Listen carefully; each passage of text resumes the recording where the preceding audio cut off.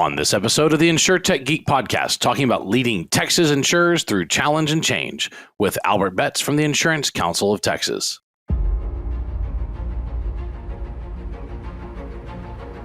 The InsurTech Geek podcast, powered by JB Knowledge, is all about technology that's transforming and disrupting the insurance world.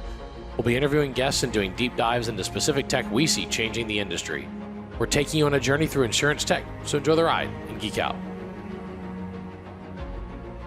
And we're back with another great episode of the InsurTech Geek podcast. I'm your host, James Benham from beautiful College Station, Texas. Joining us from another beautiful city, one of my favorite in the state of Texas, actually, because it's got a beautiful river running right through it, from San Marcos, Texas, Albert Betts. Albert, how you doing? I'm good, James. How you doing? It's a good day. You know, it's like you and I were talking in the pre-show, it's going to be under 100 next week, which we're just relieved about for some reason. We're celebrating, like I said, celebrating 95 and thinking it's actually, winter-like weather here almost. I know, right? Like, put a sweater on. It's going to be cool. It was my youngest daughter is a cheerleader, and I went to the game yesterday because she's middle school. Oh. And it was 107 degrees. You know, the car temperature at the field when we pulled up was 107. And I was like, my poor baby's going to melt. Yeah, we're looking at a balmy 108 here today. So, good Lord. I sympathize with her. I sympathize with you because I'm going to hope you sat out there. And I did. Okay. All right. It was something of the father of two daughter cheerleaders, you know. So it's good luck to you, man. Yeah, I've sat at a lot of games and a lot of heat in this state.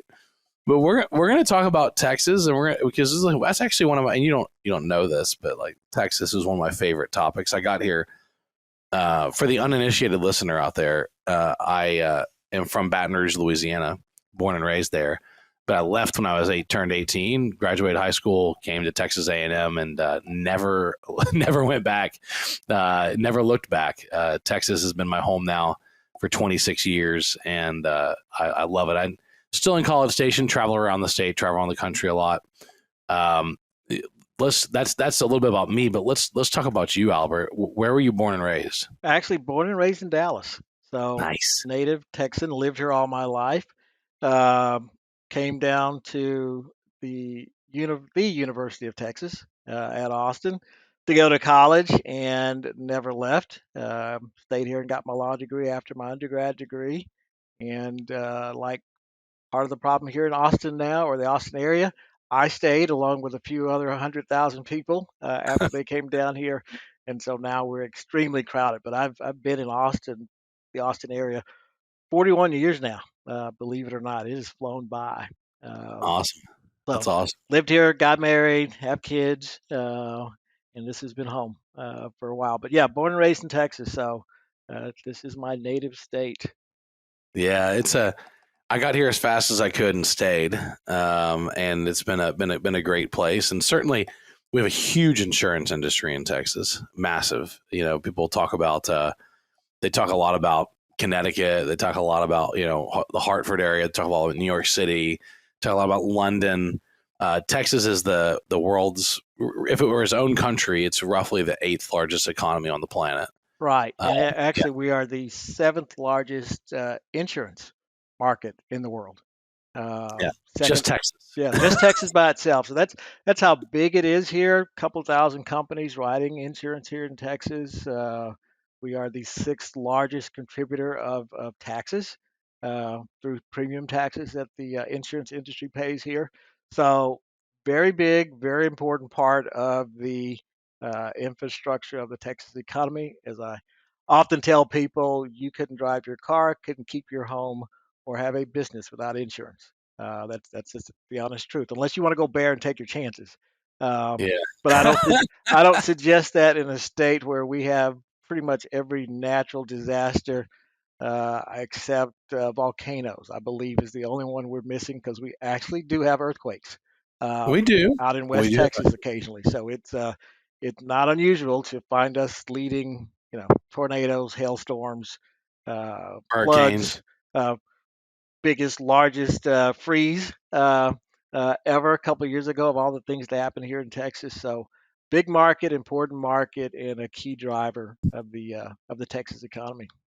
That's so true. Well, let's chat about you and kind of your career for a second before we jump into the Insurance Council of Texas and talk about our beloved industry here. You were born and raised in Dallas, and you went to UT for undergrad and for law school, and you had a varied career. You actually worked for the Texas Attorney General's office, then you worked for the Texas Work Comp Commission, then the state office of risk management, and the office of Attorney General. Then you had the Texas Department of Insurance for quite some time, 98 to 08. Looks like it was at least a decade there, and then you actually went into private practice, and then almost 9 years ago, you went to Insurance Council of Texas. So you did your stint in the state government and certainly ran the gambit there. I'm currently a governor's appointee. I'm on the Texas Southern University Board of Regents, and so I serve the state, and I serve the incredible students of Texas Southern at the very first HBCU law school in Texas, the Thurgood Marshall School of Law, which was what the school was created for. Well, congratulations, James. I did not know that. Good for Yeah. you. Good service. Good way to give back. It is, and it's a lot of fun. I go to Third Ward every other week, pretty much, and hang out with all my Tigers down there. And cool. Hey, let me clarify. You mentioned I worked at the AG. Just so we're all clear, this was a long time ago, not right now. In 1991 to 1993. Yeah, given what's going on with the AG right now, just make it clear. Well, 30. Okay, so 30 years ago, he worked at the AG's office. Thank you. Let's provide some clarity. We're not talking about, I will not be testifying this week or next week. And my listeners are really not going to be familiar with the fact that our current Attorney General is in a lot of trouble, and so. We're not talking about that at all, but right. It just helps color your background. That you've really had a great diverse career in law, and then in insurance, and in state service, and then in private practice, and then on to nonprofit service. And by the way, if you ever want to come to Thurgood Marshall School of Law and hang out with my students and talk to them, I'd love to have you down there. They would love to. We'll be happy to. It's as you run through that, my background, 30 plus years, it also reminds me, and I've often said this, it looks like I can't keep a job because I've changed so many times. But no, it's been to paraphrase, it's been a long and winding road over the last 30 plus years or so. Well, let's just talk about what were your big takeaways, and I'm actually most interested. You worked for TDI for Texas Department of Insurance right. For about a decade, including as chief of staff. Commissioner on the Commissioner's Office Division of Work Comp. I mean, you're busy in the state level. What was your big takeaway from working at Texas Department of Insurance? That was probably the first time I really had a good sense of how big the Texas insurance market was and how intricate it was, because having done what I'd done before, I just saw insurance from a legal background. So I was prosecuting fraud cases or representing my agency against the regulator often. And having gone over to TDI was a good opportunity just to see how varied their work is and their responsibilities are, and what a huge market is, and some of the really tough decisions the department has to make about how to regulate, how to interact with regulators.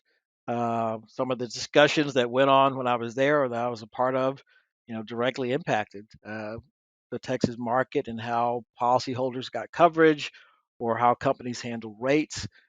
So really, I think for me, more so just learning the importance of what the Department of Insurance does to make sure Texas has a healthy and vibrant insurance market. Yeah, we've got some stark examples out there at state levels of states that have challenging regulatory environments on insurance, and it's led to a very, very challenging market for the consumer. And I'll speak specifically about Florida, where rates have skyrocketed, and you can blame hurricanes and natural disasters all you want. The reality is the assignment of benefit with the roofers and the lawyers and the full roof replacement cost on roof replacement, and combine that with Morgan and Morgan law firm out there, and the fact that even after Florida changed all their laws to really mimic Texas's insurance laws around this, Morgan and Morgan filed thousands of lawsuits the last day they were allowed to. Right. So they, you look at all these carriers getting taken down, and a lot of it's from roofing claims. The regulatory infrastructure in a state dramatically impacts the citizens in a huge way.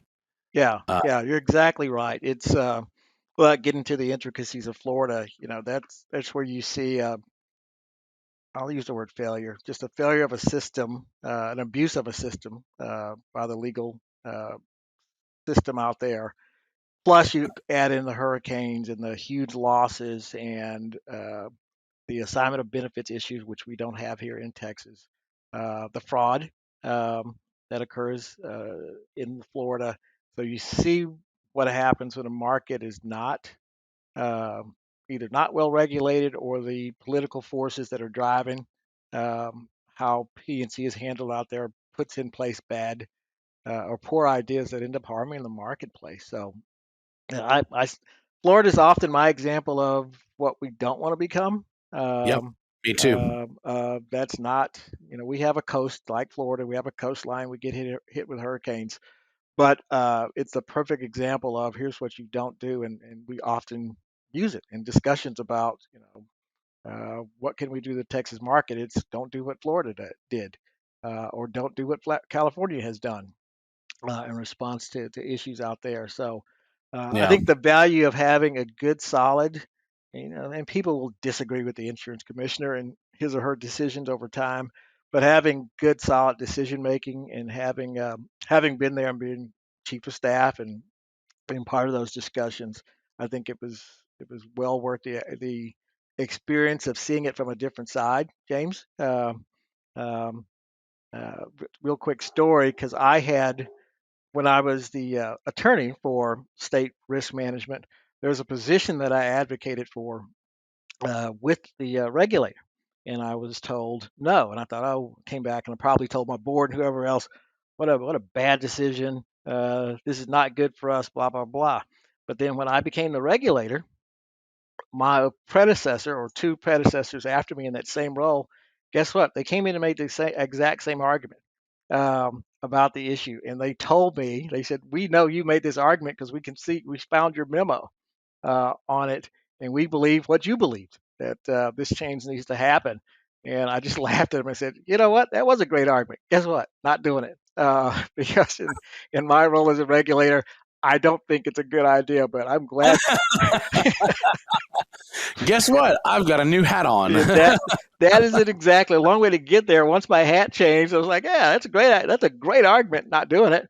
Um, and their response was sort of like, well, wait a minute. You said, I said, yeah, I know. I was in that hat.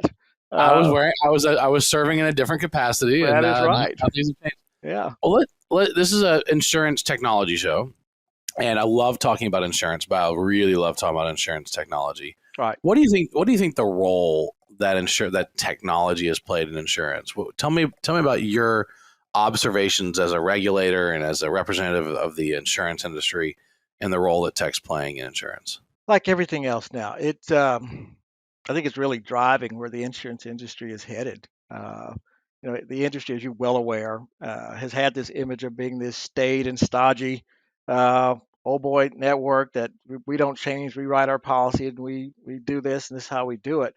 But I think the industry over the last few years has come quickly realized they have to adapt and change. Customers have different expectations about how they're going to interact with an insurance company, about how their service occurs. I think the industry has figured out, and my example is go back to Uber and Lyft, go back to the transportation network companies. And if you may recall, at least I know, when that issue came up and basic issue, it was you had a person in their personal vehicle under their personal policy, but they were engaged in a commercial activity, and your personal policy didn't allow for that. So a lot of work. I think initially a lot of, oh my God, what are we going to do with this? But the thing I saw was the industry working with the TNCs, Uber and Lyft and others, quickly figured out, oh, there's an opportunity here. Um, there's an opportunity to provide a product, a policy that can serve a growing market. And so let's figure out how to make it work. And they did. And I think you find the industry much more willing now as customer expectation changes, new products come on the market, that they are quickly adapting and finding ways to make that work. I'll point you to even think about during the ice storm here back in 2021. Also remind you, we are in the middle of COVID still, so people were somewhat locked down. Um, couldn't get out of your house. You're stuck.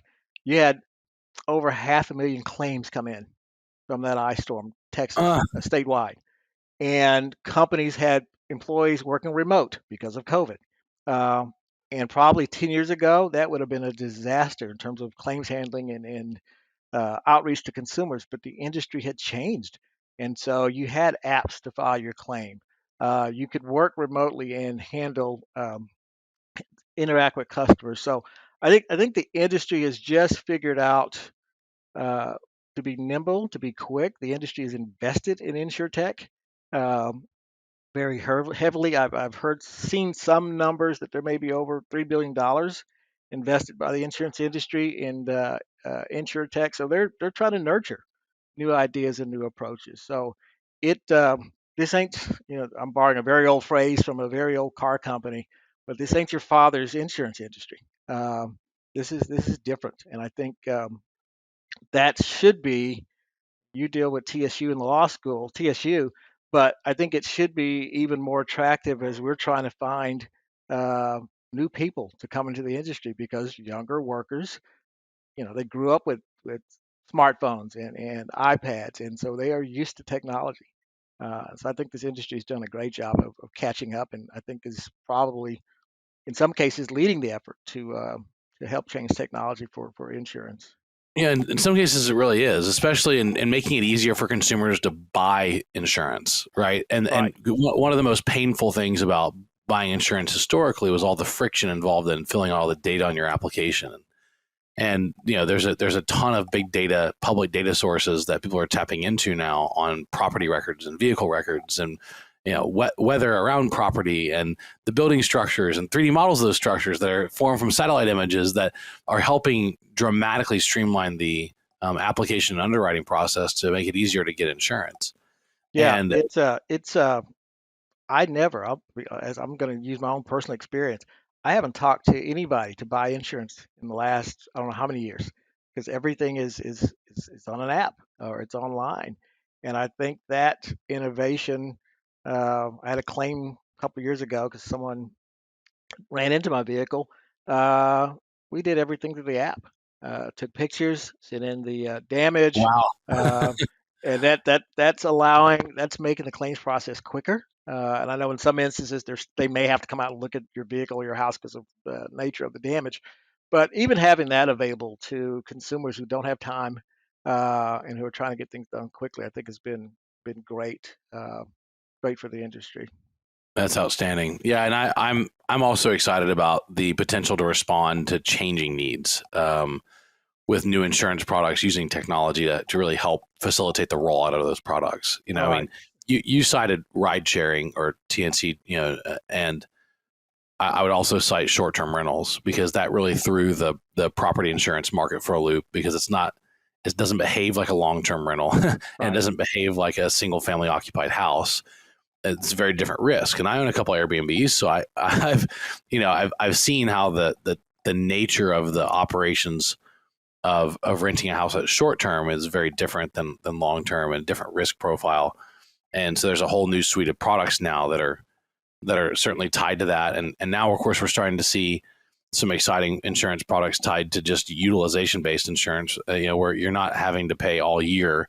You pay while the vehicle is being rented, or while the house is being rented, instead of having to cover it all the time. So there's some very interesting new products that have been really facilitated by the fact that you can, plug into an OBD2 port in a car, or you can have Yeah. an app connected to the car, or you can, like I'm a airplane pilot. I'm also a drone pilot, and so, when I fly my drones, I buy insurance by the hour through Verifly. So I don't actually buy annual insurance on my drones. I just buy insurance for the location and time I'm actually flying, and it's Right. far cheaper than a standard drone policy. So it's been really good to see a lot of that innovation. Now you currently represent. Let's talk about Insurance Council of Texas for a Okay. second, because I want you to plug why do y'all exist, and what do you do for the state of Texas and for the insurance industry? That's a good question. Think about uh, insurance company. We have about 400 member companies. Insurance companies, they do their work with the Department of Insurance and otherwise, but what we serve as is more of a collective voice for the insurance industry. So we can, for example, with certain issues, deal with the regulator on behalf of the industry as a whole. Um, we can educate legislators on issues for the industry as a whole. And then part of what we do also after severe events like the winter storm or hurricanes or whatever, we're a good resource for the media to help educate the media and the public on things like you had this claim. How does the claim process work generally? How to avoid fraud? Here's what your coverage is or isn't. Think about after a flood event, a huge flood event. Let's go Harvey. Um, we were trying to help educate people that you've got to have comprehensive coverage, auto coverage in a flood, and amazed how many people don't understand things like that. So we serve as a collective force for the companies in this state. We help educate them on what's going on.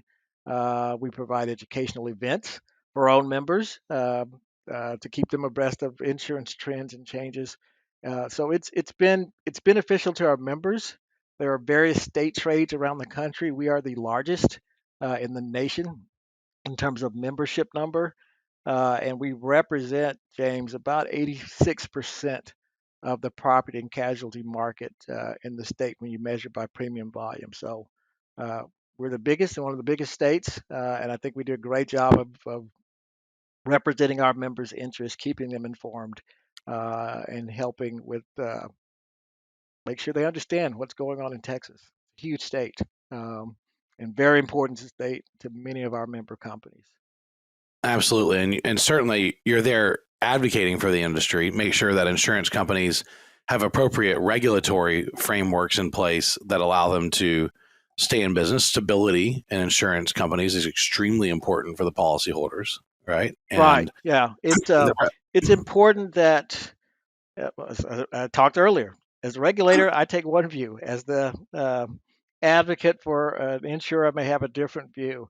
And so, oftentimes, we're talking with the regulator about here's what our members are concerned about, or the regulators taking a particular position that is problematic for our members, or the regulators adopting a new set of administrative rules that we have to go in and talk about. Well, for our members, this works or doesn't work. It's a good way for us to keep their interests at the forefront. It's a good way for companies to use us as a single source instead of having teams of people to come in and do some of the advocacy and representation work. So, very important to our members. We are a long-standing organization, but it's a good industry. And I'm going to jump ahead and tell you I got into this role because you mentioned, I've been a regulator, a lawyer, a manager. I actually ran HR, which people are shocked to hear huh? at some point. But That's your softer, cuddlier side. I had to get softer and cuddlier. Let's say put it this way. At some point, and I got into HR because we were looking for someone who understood risk and risk analysis and legal issues with HR. But at some point, after maybe my first couple of meetings with a manager or someone, my assistant director said, Albert, you're going to have to tone it down a little bit, a little bit softer and gentler, because I tend to approach things very analytically and very direct. But it has been interesting to get off into this, and I looked at the insurance counsel, who, by the way, was my client when I Mm. was a partner at Thompson Co. Cousins and Irons law firm, and so seeing what the trade association did, I was their general counsel, so I was in board meetings and discussions, and I gave legal advice on the issues. It seemed to be something that would be interesting to do, and pretty great responsibility, just representing the industry as a whole. Uh, Let Let's talk about an area of your expertise, work comp. This is an area that I've spent the last 15 years diving deep on building software for. okay. We here at JB Knowledge, we've got just under 300 employees that build software for insurance carriers, TPAs, PBMs. Most of our stuff is work comp, and I got introduced to work comp after spending a few years dealing with personal lines property. We still do personal lines property work, but comp's the majority of our business. Texas is kind of unique in comp. So can you explain how Texas is unique in work comp? Yeah, Texas kind of unique is an understatement. We are the only state that is truly a non-mandatory workers' compensation state. And what that means is, as an employer in Texas, you're not mandated to have comp. You have a choice. You can either have a workers' comp policy, or you can provide some other sort of protection, disability or wage continuation protection, or you can simply choose to go bare and have nothing and take your chances in the court system after an injury. We're the only state like that out of all 50 states, and so it has. I When I go around and talk about, if comp comes up, I'll tout it as it works for us. Um, the majority of companies are in have a insurance policy. I think about 85+% of employers have a policy. Um, but it is unique. It presents itself with employers making decisions about, as you know, understand comp.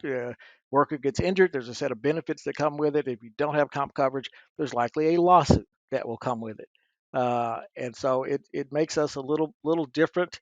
It is a heavily, I'm trying to think of the right ways to describe it, an administratively driven system, meaning your benefits, if you're injured, your medical care if you're injured, is all pretty much laid out in statute and follows a set of statutory requirements for you get this many benefits at this level for this time frame. That's not always the case in other states. So Texas operates sort of, I don't want to say as a lone wolf, but as unique. And we've had a couple of states, Oklahoma, tried to adopt something like Texas a few years ago. And I believe Tennessee has explored adopting a similar system. And in other states, it often runs into pretty significant opposition, as you would imagine, from labor um, and the legal community, because Texas's system does not rely upon significant attorney involvement in it. In fact, attorney involvement is very little in workers' compensation in most claims. Oh no. I You mean know, the I know. lawyers can't extract their 800 pounds of flesh from the No, process? yeah, it's sad. I feel bad for my brother, and I do sympathize, but Texas does not promote or encourage lawyer participation in comp until it gets to a certain level. Sure. Yeah, absolutely. But otherwise, it's generally handled. It's worked well. You're familiar with comp, and I came as commissioner back in '05 because we did a reform because our system was so bad at that point. And employers were threatening to leave it. Doctors were threatening to move out of the system. Injured workers were unhappy. Carriers were unhappy. So I got appointed and charged with implement the reforms in '05. And I'll tell you what, I mean, there's been subsequent commissioners since me, obviously, but the system now, today, is generally viewed as a model across the country because it works. Good return to work rates. Uh, Comp Why? rates are low or They're down. low. They Uh, are. They are low. I mean, look, the money speaks. By the way, I didn't put together that you were the work comp commissioner that implemented a lot of the reforms. So that's really cool. But I mean, the rates speak for themselves, right? right, right. And employers are in the Happy. system, happy. Doctors are back in the system and are happy because we, when I go into a lot of detail, one thing I did was we did was help implement new reimbursement rates for doctors, hospitals, and ASCs, ambulatory surgical centers, and those worked. And so the system now works pretty well. Not perfect. There's things obviously that are tweaked every now and then, but it works well.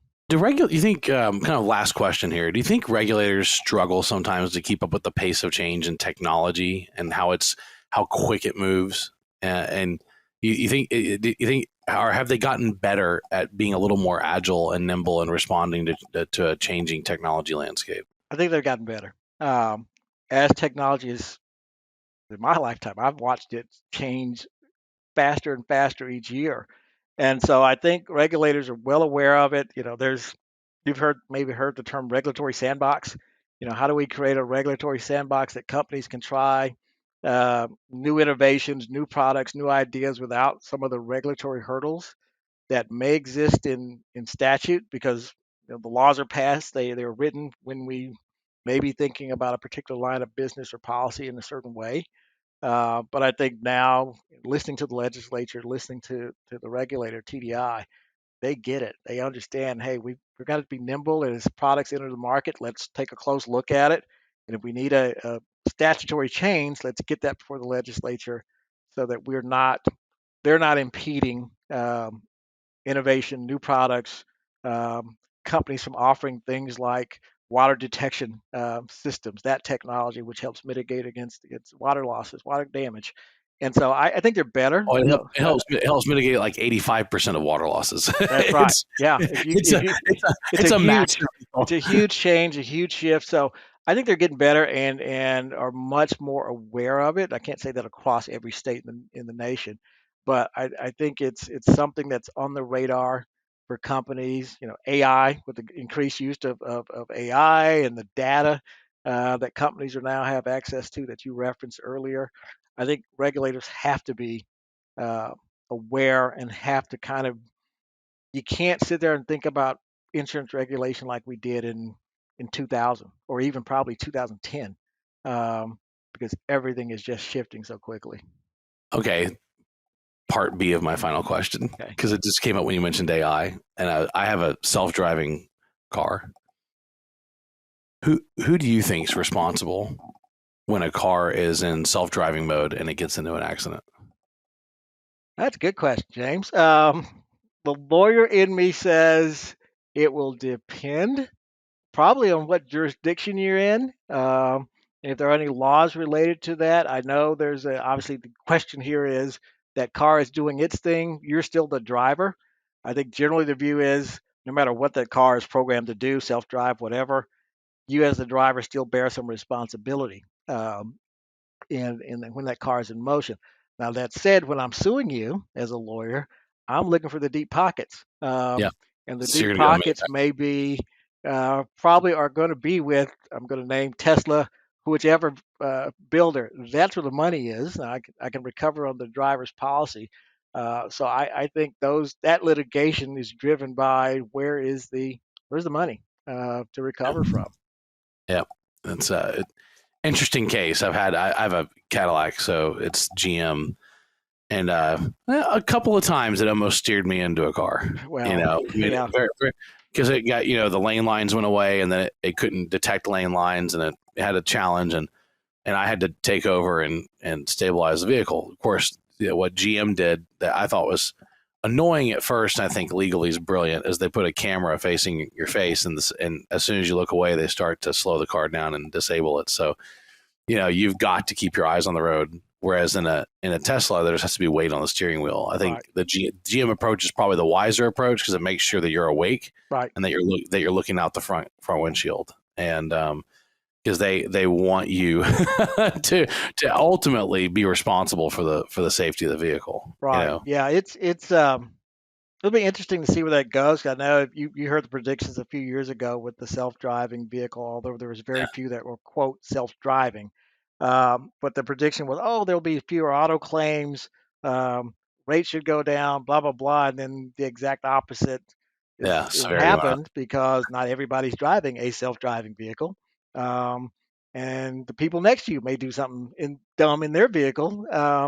and so you got the same problem. So yeah, I think it's we all thought the world of the Jetsons. If you remember that old cartoon, the flying Loved it. cars, blah blah Watch it blah. all the time. Yeah, We we're not we there. we thought that was coming, and it's not quite there, and probably And all won't the be here for a while.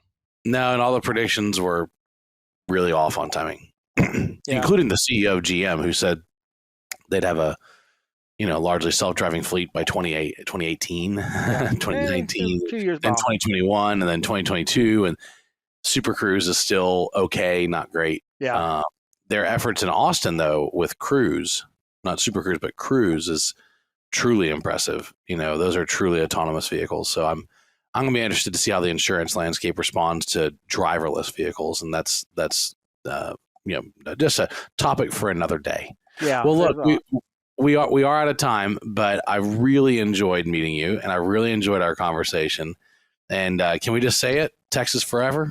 There you go, Texas forever. I thought you were about to say Texas fight, but I figured you wouldn't say. I know you're not getting that out of me. So Texas forever. This is what a great state we live in. What a great state to do business in. What a great state to be in insurance in. And I just want to encourage anybody that's one of my listeners, go to insurancecouncil.org, insurancecouncil.org, and check out their website. You've got a work comp conference coming up April 24th of next year that I will probably be sliding into. Great. And I think we're going to talk a little AI Yeah. and workers' comp at that conference. So yeah, be happy to see That's you awesome. there. Yeah, it's going to be there in Austin, which will be really fun. So exciting. But again, thank you for being on the show. I appreciate it. Good discussion. And thank you to our listeners for tuning in today to geek out with our interview with Albert Betts from the Insurance Council of Texas. We'll see you in the next episode. The InsurTech Geek podcast, powered by JB Knowledge, jbknowledge.com. It's all about technology that's transforming and disrupting the insurance world. I've been your host, James Benham. That's jamesbenham.com, with co-host Rob Galbraith at endofinsurance.com. And thank you for joining us today. Look forward to talking with you soon.